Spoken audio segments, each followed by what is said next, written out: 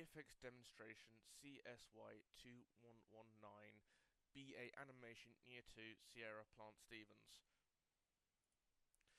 So when we're talking about real-time VFX, we are talking about particle systems or any kind of visual effect that will be generated within the game world as the player is interacting with it.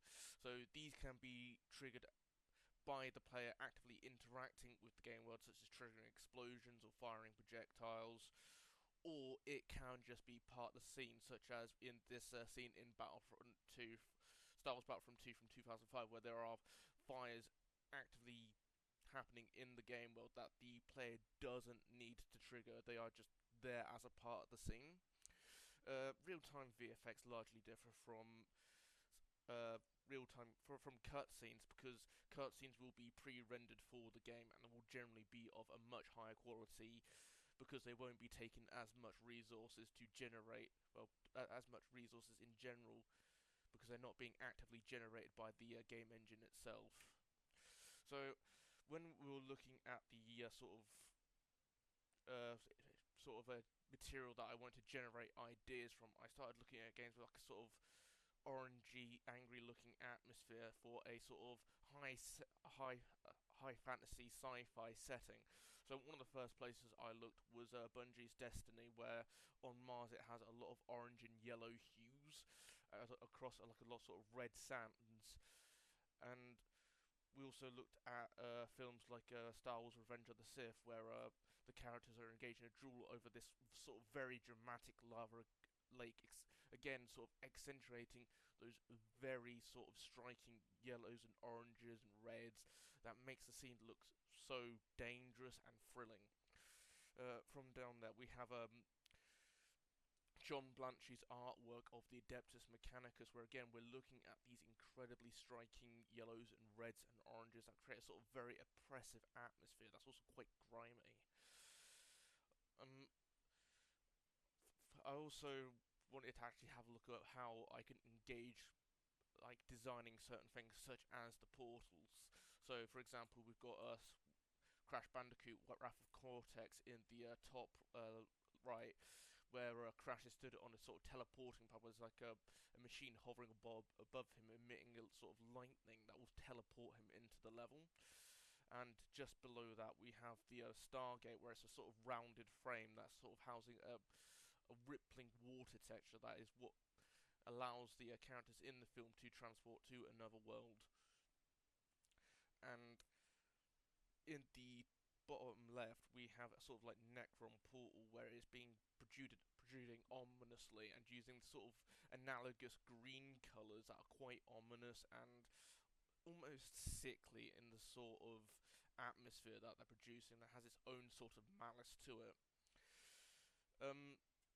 I also looked at games like Horizon Zero Dawn, where the sort of sci-fi sort of very sort of sci-fi elements, such as the machine animals, is contrasted with what looks to be quite ancient looking architecture, such as in the background there we've got like sort of like a very medieval spires, or like it almost reminds me of say Venice or some like of Persia. And from there, I wanted to also have a look as a real natural phenomenon. For example, I wanted to have a cliff collapsing outside the player game space, and I looked at real world cliff collapsing. We also looked at lava lakes and streams and how they look, as well as the heat hazes that would be emitting off of them. I also had a look at a obelisk just like as inspiration for a structure that could be placed within the game world. So when I was generating some of the original concepts, we had a look at like different ways of producing light. So I also had a sort of evil flame that was going to be one of the designs for the portal, as can be seen here, as well as a UV divide for a subdivide for a campfire, and also ideas for different projectiles that the player could fire. So we also had even more idea generation for portals, obelisks, and just game mode environments that could be populated with, and just to see what would actually fit together better. So we also created some very quick sort of experimentations with colour, like using the analogous designs that was inspired by the sort of reds and oranges to create that sort of oppressive, dark fantasy sci-fi setting, where it's like on a sort of like very sort of hot, angry world, as opposed to the contrasting color where I'm using greens and purples to create a sort of setting that leans way more into the fantasy side, where it's more magical rather than sort of dark sci-fi. Here we just have a quick storyboard that basically walks through how the cliff would collapse, where it starts off very stable, it becomes unstable and begins to break apart, and then the dust is kicked up, settles down, and the rocks stop moving and giving way, and that will just be it will be just settled in the game world. So these were the models that were actually inspired by the concept art. So we can see we had a look at creating one of at using the concept art to create a sort of design language. So there was like a sort of very much very sort of hard high sci-fi setting, and I felt that this was sort of meshing better, because as you can see we've got like these two, the obelisk and a alternate portal design, where it has got like these sort of bones sort of jutting out from the bases of them, and I started to feel like this wasn't the direction I actually really wanted to go with, and it led me back into using designs with features such as like piping, corrugated tubes, and a sort of very metallic look to it.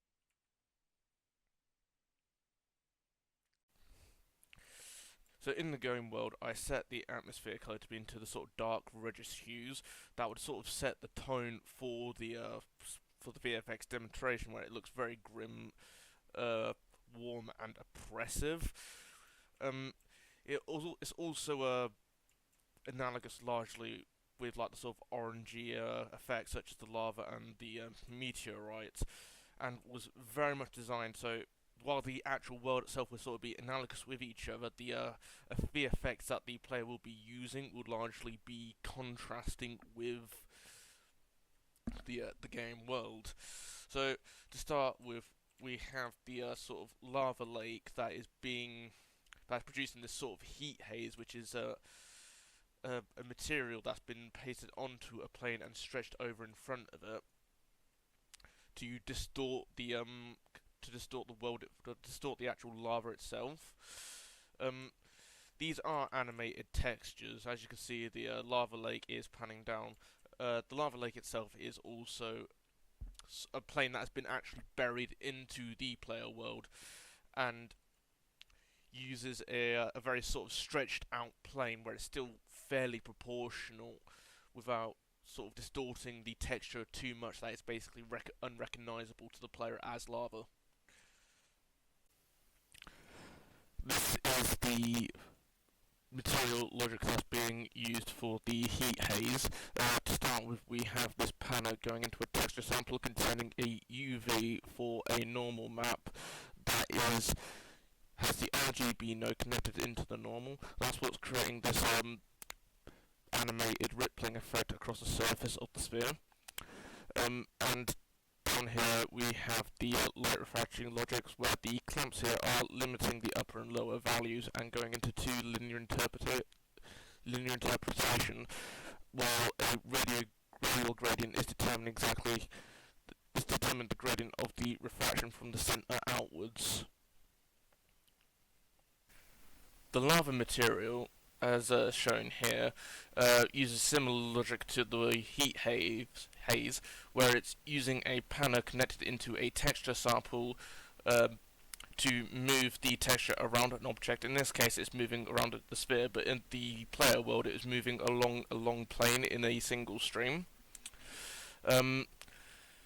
So while that is the same, the main difference here is that the emissive is using a free-wave vector, which is producing this orange color, and it's being multiplied with the panel, which is in sync with the texture sample up here to move a alpha texture sample of the same texture, and it is being multiplied with the freeway vector and the value of 1000 into the emissive color to produce light only where the hottest part of the lava is on the surface. So as you can see, it's like this very orangey yellow color, while there is like a very stark contrast from the rest of the material in terms of the emission, because if there wasn't a mask, the entire object would just be glowing a constant shade of orange and we wouldn't be able to see the texture underneath. The portal uses two overlapping normal maps that are travelling in different directions. As we can see in the material editor for the portal, we've got our standard emissive logic here, but the interesting part is the translucency, because I didn't want the material to just be portrayed on a simple cylinder, or flat cylinder. And what I did was I produced a mask that is connected to the two normal maps that are being panned in different directions into a blend angle corrected normals, which is effectively allowing those two normal maps to be placed on top of each other, which is connected into the normal node here.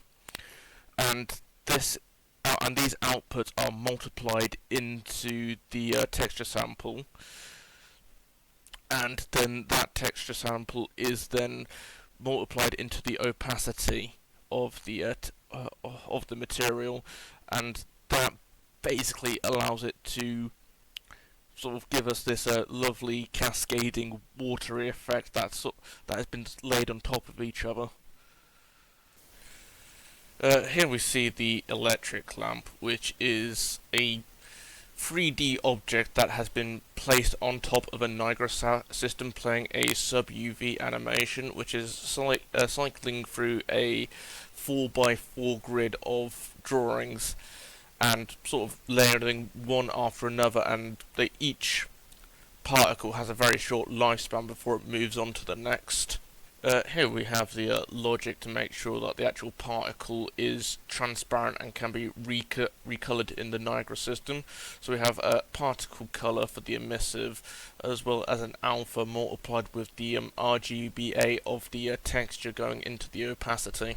So this is the Niagara system for the electric lamp. We've got a completely empty Niagara system that was filled out, and this one wasn't working, so we used a minimal instead, where it had some of the basic settings for the Niagara system, and we added the sub-UV animation so that we could divide it into the 4x4 grid that allows it to display each the 16 frames of the animation in a random order.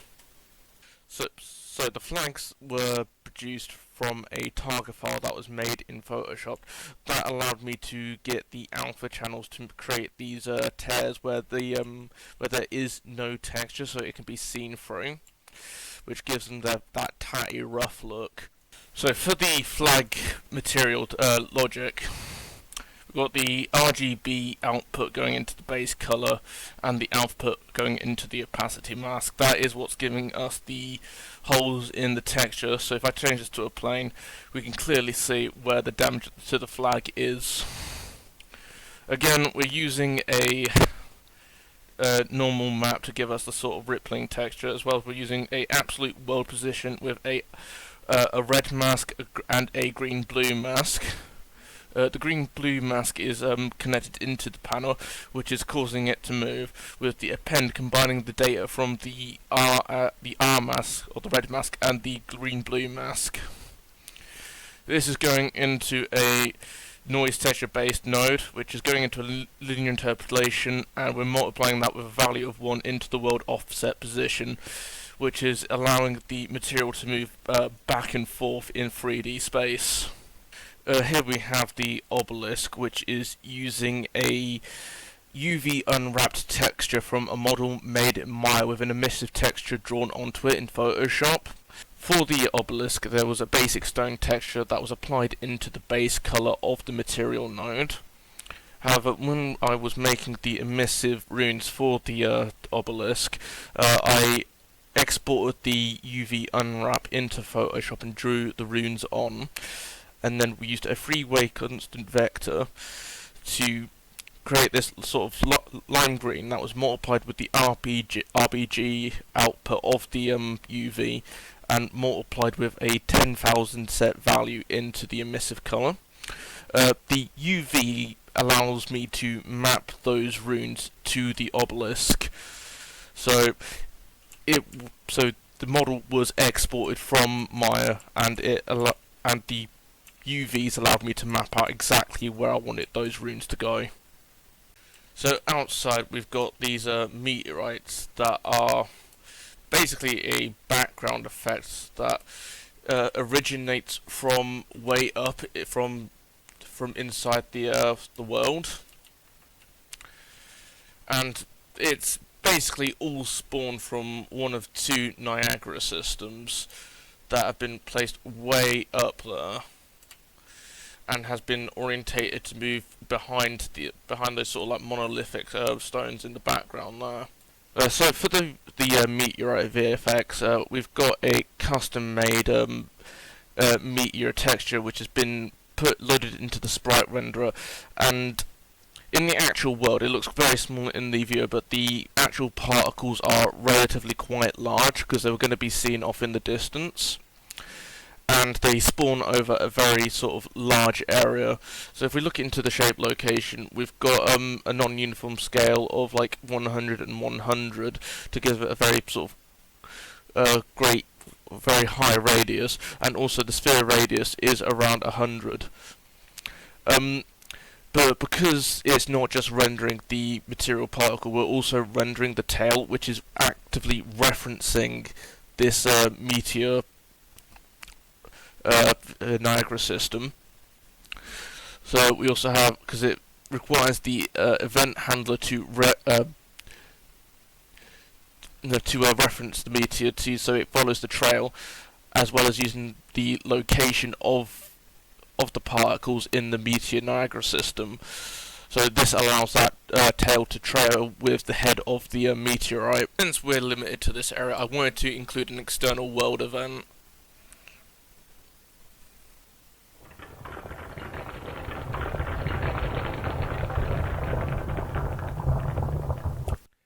So to allow the cliff to crumble, I had to use the fracture mode that is built into Unreal Engine, and that brings us into this menu where I can actually select how the cliff face would break apart. I believe for this one it was set into the cluster mode, and I can see how many parts that it would break into, and it would generate how the cliff itself would break apart.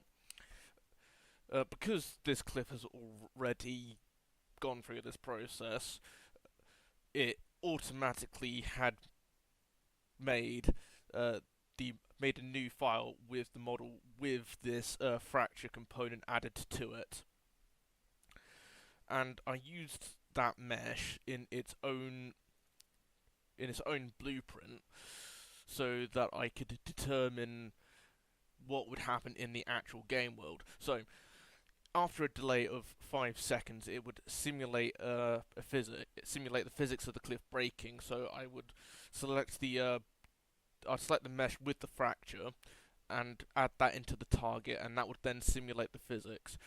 In the blueprint, or in the event graph, this would then spawn an actor at that location where I used a repurposed dust plume effect that the character uses when they land on the floor.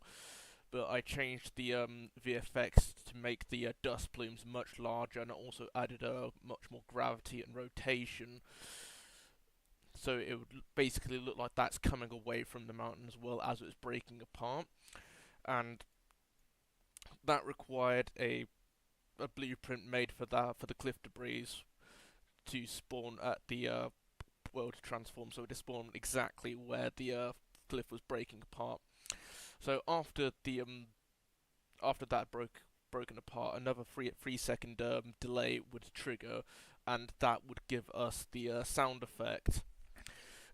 In real life, it probably wouldn't take 3 seconds for the sound to travel that far, but it does demonstrate that that sort of feature can be added where the sound is triggered just after the event had concluded. So the collapsing cliff face, as I said, uses the same Niagara system that had been made for the dust plume for the character. However, the dust plume sprites are a lot larger, and they're also spread out over a much larger area, just to be able to cover the cliff face collapsing. But as you can see, they're slowly falling towards the ground, and they've also got a small rotational component added to them as well.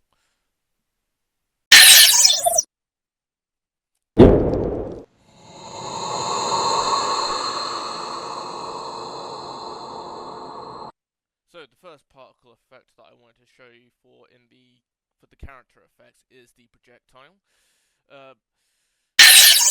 As you can see, the projectile casts and explodes. This obviously is triggered after a 2 second display after hitting an object.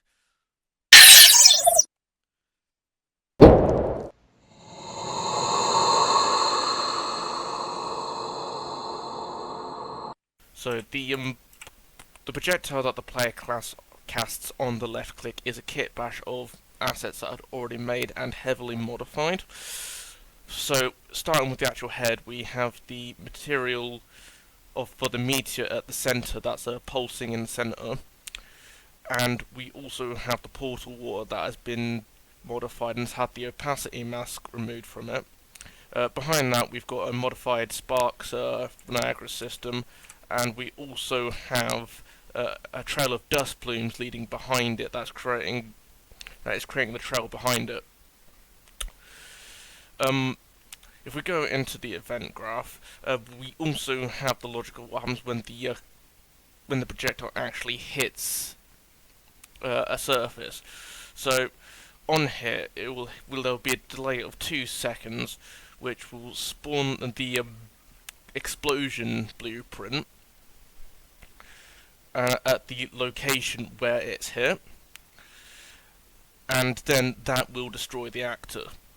So if we look at the explosion, we used a explosion Niagara system that had been built into Niagara, which has also been heavily modified. So the size of the particles has been changed, the particle has been changed to the meteor again, and we've also added 2 minimals. So the first minimal has the meteor head, which is spawning in the centre, as well as a dust plume, which is adding on top of the haze around the explosion. At the moment, it's set to spawn 20 particles from the centre. That's got a random rotation and a non-uniform size, so it's almost got a very animated quality to it. And it is set to only loop once instead of looping repeatedly. So this makes sure that it is very that the effect is brief and doesn't linger for too long. As you can see, the particle sprites has been set to 300 minimum to 400 minimum, and the meteor has been set to 600 minimum to 700 maximum.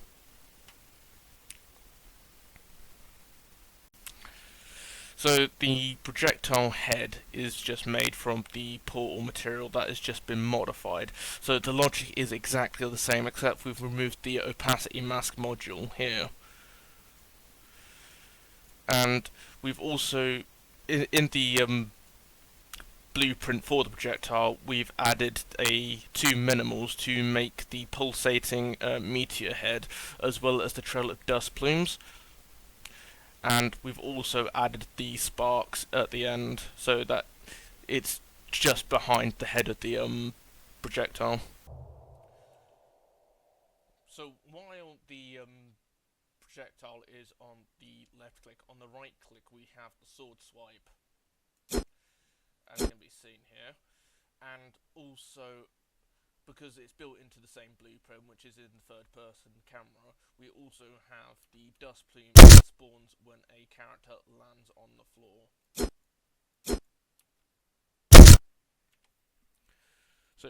In the third person blueprint, when the right mouse button is pressed, it will play an animation montage of the character swinging their sword. This will then spawn the blueprint at the location of where the sword was swung, and also um, play the sound. To do this, we had to use a spawn actor blueprint and put the sword swipe blueprint with it inside of that. It's a very similar thing when the projectile is spawned, where when the left mouse button, it will play a casting animation montage, but there will be a small delay, and then the projectile will then be cast. Um, so we're using the logic that was already built into the blueprint, which controls the movement. This is where the logic for spawning the dust plume at the character's feet was located, and it will also play a sound at that location as well. And we also have a mesh socket that is connected into the right hand of the character where the sword is being held. So the mesh of the sword is going into the get socket transform, and that's spawning the blueprint for the sword, and it's attaching the component into the character's hand. So for the sword swipe animation, two almost identical nodes were used, except the initialized particle size and color scale was edited to give us two parallel animations happening at the same time, just side by side each other. Um, so add rotation, a sprite rotation rate was also added to allow it to give the circular rotation motion around a singular point within the viewer. If we go over to the actual material, we have a dynamic parameter plus a texture sample, which is being used to give us this decaying effect. As you can see, it sort of breaks apart the sprite. Trick lamp, there is a thing.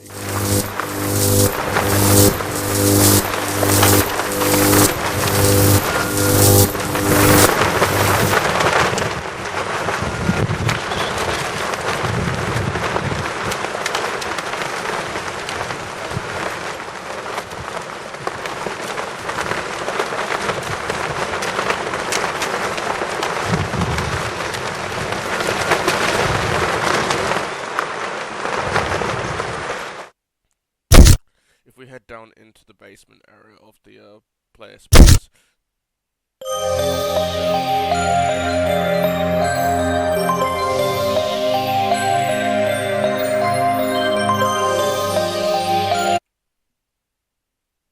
have been added into the player space, and they've been placed over the meshes so that the sounds can only be heard within a certain radius.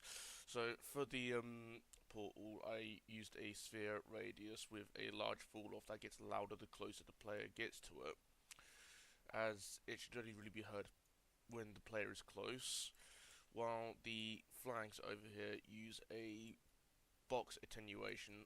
There's two of these to cover a larger area, and these can be heard more readily because the actual areas that these attenuation box shapes actually cover is much larger. So for the VFX, I've made a fair few samples of particles and masks that could be used into both material nodes and Niagara systems, and I generally found out that I was reusing a lot of these effects or textures a lot in different Niagara systems, especially the dust plume and the meteor. So if we actually go through them, the dust plume probably turned out to be the most versatile texture in the entire demonstration, where it's being used for the ground particles that are being kicked up when the character hits the ground after jumping. It was being used to make the trailing particles for the projectile that the character was casting, and probably most significantly, it was being used to create the large amount of debris that got kicked up when the cliff face in the scene collapsed. And it just goes to show that it is an incredibly versatile texture, considering how often like dust and gets kicked up or smoke, it's largely produced the same way, and therefore can be used for so many different applications. It was even used in the explosion, where alongside the meteorite, where when the projectile exploded, there'd be a dust cloud with the meteorite buried inside of it. The meteor, of course, was also incredibly useful and quite a versatile texture, as that was also in the projectile. It was also in the meteorites in the sky, which is what it was originally made for. And I could use that for a load of different VFX. Here we also have the sub-UV map that was used for the electric map. As you can see, it's a 4x4 grid, which means it was going through 16 different frames randomly.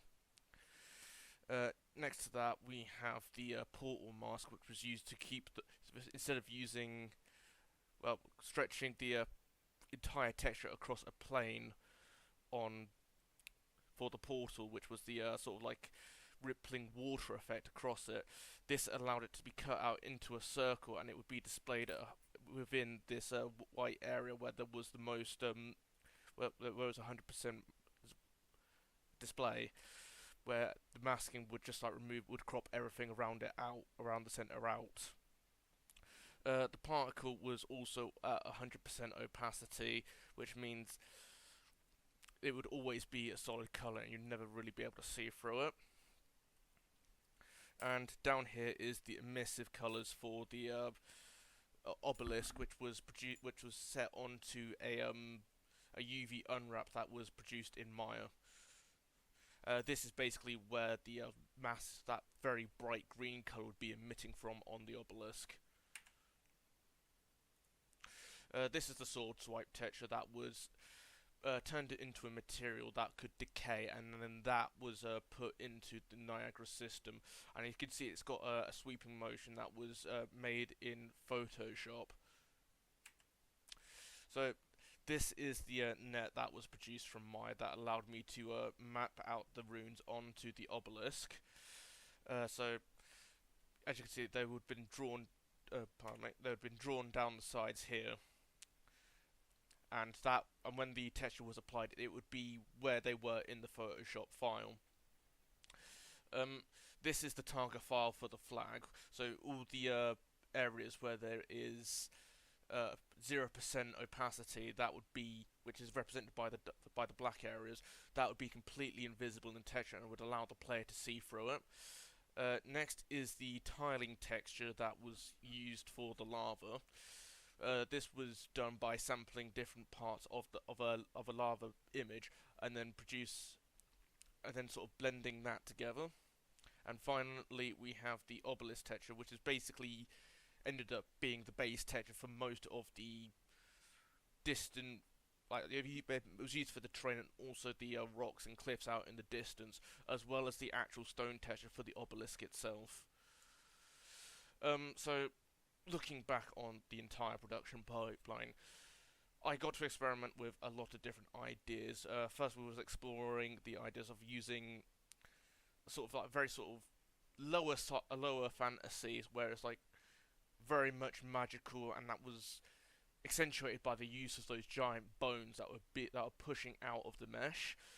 I decided against that, and we shifted towards the sort of high sci-fi fantasy, where it's like there is still elements of high fantasy such as magic, but it is also combined with that sci-fi aesthetic, and that was sort of what I wanted to go forward with, because I really enjoy that combination, and I feel that helped keep in with the atmosphere, because it felt very otherworldly to have the sci-fi and fantasy elements put together, because there is obviously element of magic where the character is casting that very sorceress-looking VFX particle, rather than just simply throwing a grenade or firing at a very advanced laser weapon, for example. And I feel that with the effects that I had made for myself, I managed to creatively reapply them in new areas, rather than just saying I will create a bespoke particle for everything that I needed to do, when this would have been very time inefficient and would made the pipeline for producing the final outcome even more complicated, and it would also blow up the amount of data or memory being sunk into this Unreal project, taking up resources. Um, However, I would have liked to have made these items to probably a higher standard, because I was very struggling with the range of brushes I had to make the to actually make these particles, but I'm not totally unhappy with them. I just would like to have pushed them further. And as for the player triggered world events, we had problems with the level blueprints not properly referencing other parts of the scene. So we tried to use a trigger box to create the cliff face collapsing. However, we discovered that when we tried to when we collided with the trigger box, it would trigger that, but it wouldn't reference the blueprint for the cliff face collapsing. But it would if we set we set a timer to it instead. And unfortunately, I could never get the exact root problem of what was causing that to happen. But overall, in terms of theming and consistency, I'm quite happy, because we've got the oppressive vibe that I wanted to go with, using those analogous sort of reds and oranges, and also contrasting that with the VFX being casted by the player themselves. But and I think it came together fairly effectively. However, there is definitely room for improvement. Like, not only would I have liked to have had like player destruction, but I'd also had it so that the projectiles that the character had casted would have been able to destroy things in their own right. But overall, I'm quite happy with the result.